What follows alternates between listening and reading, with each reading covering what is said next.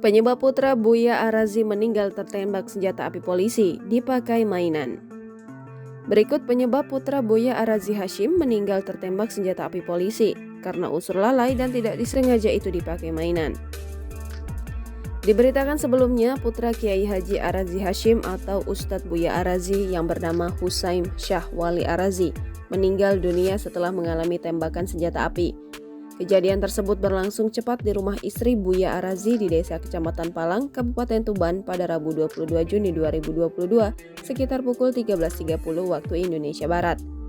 Kapolres Tuban, AKBP Darman menerangkan kejadian bermula saat anggota Patwal yang mengawal Buya Arazi di Desa Kecamatan Palang melaksanakan sholat zuhur. Patwal Buya Arazi berinisial M mengaku sudah menyimpan senpi tempat yang aman sebelum melaksanakan sholat. Dikutip dari Kompas.com, saat M sholat, anak pertama Buya Arazi berinisial H mengambil senjata tersebut.